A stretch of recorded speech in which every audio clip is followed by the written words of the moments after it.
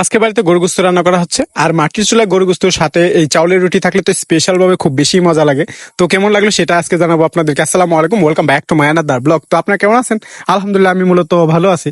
তো ভালো থাকলে আর কি, একটু সকালবেলা একটু ঘুরতে গেছিলাম, তো ঘোরাঘুরি শেষ করে দেখি বাড়িতে আসলে রুটি বানানো হবে। রুটির জন্য এখানে গরুর মাংস প্রথমে ধুয়ে নেওয়া হচ্ছে। গরুর মাংস দিয়ে রুটি কিন্তু মূলত খুব বেশি টেস্ট হয়। তো প্রথমে এই গরুর মাংসগুলো ভালো করে ধুয়ে নেওয়া হচ্ছে। মূলত গরুর মাংস ধুয়ে তারপর এখানে সব রকম মশলা দিয়ে দেওয়া হবে, হলুদ মরিচের গুঁড়া আর সাথে সব রকমের বাটা মশলা আর স্বাদ মতো লবণ আর সাথে পেঁয়াজ বাটা সব একসাথে দিয়া তারপর এটা হাত দিয়ে ভালো করে মাখিয়ে নিতে হইব। আর হাত দিয়ে ভালো করে মাখিয়ে নিলে কিন্তু গরু গোস্তুর টেস্ট আরো বেশি বেড়ে যায়। আর হাত দিয়ে মাখা গরু গোস্ত লাল লাল বেশি বেশি জাল জাল থাকলে মূলত মাটির চুলায় রান্না করলে সেটা আরো বেশি খাবার টেস্ট হয়ে যায়। তো আজকে খাবারটা আমাদের মাটির চুলায় রান্না করা হবে আর সাথে থাকবে চাউলের রুটি। চাউলের রুটি দিয়ে গরু গোস্ত কিন্তু সবসময় ভালো লাগে আর ঈদের সময় কিন্তু এটা স্পেশালি খাবার, তো সবার বাড়িতে থাকে। তো আমাদের বাড়িতে আজকে এটাই রান্না করা হবে। এদিক দিয়ে কিন্তু মাংস সবকিছু করা হয়ে গেছে, মাখামাখি হয়ে গেছে। এবার রুটি বানানোর পর, রুটি বানানোর জন্য প্রথমে পানির গুলার মধ্যে রুটির চাউল দিয়ে রুটির গুঁড়া দিয়ে দিতে হবে। গুঁড়া দিয়ে গুঁড়াগুলোকে ভালো করে রুটির যে মধু সেই মধু তৈরি করে নিতে হবে।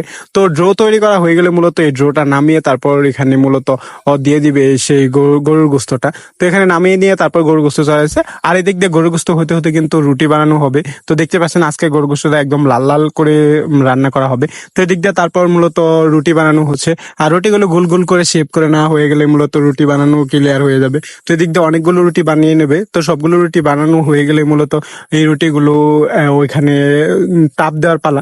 তো একটা রুটি বানানোর পরে আরো করবে, বেশ কয়েকটা রুটি বানানো হচ্ছিল আর রুটি এদিক দিয়ে হইতে হইতে কিন্তু গরুর মাংসের ঝোলও ভালো করে কষানো হচ্ছিল।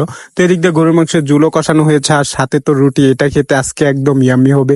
তো এদিক দিয়ে রুটি বাবে বানাচ্ছিল আর ওদিক দিয়ে আম্মা সেই গরুর গোস্ত যে গরুর গোস্ত সেটা কিন্তু রান্না করতেছিল। আর এদিক দিয়ে তো গরুর গোস্ত অলরেডি হয়েই গেছে, মানে খুব বেশি একটা কষানো হবে। তারপরে এই যে মূলত কষানো কষানো হয়েছে, তো এটা গরুর গোস্ত হয়েই যাবে আজকে। তো গরুর গোস্ত হয়ে যাওয়ার পর মূলত রুটি রুটি রান্না করতে হবে। তো তারপর আরেকবার দেখলো এই দিক দিয়ে একদম গ্রেভি গ্রেভি ঝোল ঝোল হয়ে গেছে, মূলত গরুর গোস্ত হয়েই গেছে। তো গরুর গোস্ত হয়ে গেলে কিন্তু এবার রুটি শাকার পালা আর রুটি দিয়ে গরুর গোস্ত আজকে খাবো। তো সেই খাবারটা দেখার জন্য খুবই এক্সাইটেডমেন্ট। তো এদিক দিয়ে কিন্তু তরকারি হয়ে গেছে, তরকারি হয়ে গেলে মূলত এই তরকারি নামিয়ে রাখা হবে আর নামিয়ে রেখে তারপর মূলত রুটি যে সেকা সেই রুটি সেকাতে হবে। আর গরু গোস্ত খুব বেশি জাল কিংবা একটু গ্রেভি গ্রেভি হলে ভালো হয়। এই যে ঝোলটা অনেক বেশি একটু গ্রেভি হয়েছে, তো গ্রেভি হলে কিন্তু সেই গ্রেভি খেতে খুব বেশি মজা লাগে।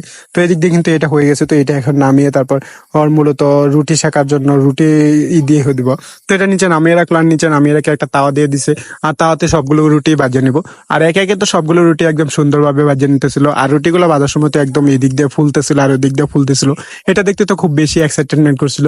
আর সবসময় রুটি খেতে কিন্তু খুব বেশি ভালো লাগে আর গরু গোস্তের সাথে থাকলে তো কোনো কথাই নেই। কোরবানিতে কিন্তু এটা স্পেশালি খাবার হয়, একদম অন্যরকমের একটা খাবার। তো এই দিক দিয়ে রুটি কিন্তু আমার প্লেটে এসে গেছে, এবার কিন্তু গরু গোস্তে আসার বেলা। আর গরু গোস্ত আসে গেলে কিন্তু আমার খাওয়া দাওয়া হয়ে যাবে। তো গরু গোস্ত দেখতে রান্না করতে অনেক সুন্দর হয়েছে, দেখতে যেরকম সুন্দর হয়েছে খাইতে কিন্তু তার চেয়ে বেশি টেস্ট ছিল। তো কেমন লাগলো ভিডিওটা সেটা কিন্তু জানাবেন আর অবশ্যই ভিডিওটা যদি ভালো লাগে তাহলে তো লাইক করেন, শেয়ার করতে বলবেন না। এবার কিন্তু আমার খাওয়ার পালা আছে, খাবারটা দেখতে কতটা সুন্দর কতটা ইয়াম্মি। তো প্রথমে আমি খাই নিবো, তো তার জন্য এই যে রুটি আর এটা নিয়ে নিছি। তো এটা এখন খাওয়ার পালা, রুটি ছিঁড়মু আর মাংসের ঝোলের সাথে মিক্সার করবো আর মুখে দিবো। তো বিসমিল্লাহ বলে একটা মুখে দিয়ে দিলাম। তো আসলে অনেক ভালো ছিল, অনেক টেস্টি খাবার ছিল। কেমন লাগলো সেটা কিন্তু জানাবেন আর অবশ্যই অবশ্যই ভিডিওটা ভালো লাগলে কিন্তু লাইক করেন, শেয়ার করবেন। সবাই ভালো থাকবেন, সুস্থ থাকবেন আর সুটন ব্লগের সাথে থাকবেন। তো এটাই ছিল আমার ভিডিও, কেমন লাগলো সেটা টাটা বাই বাই, সবাই ভালো থাকবেন।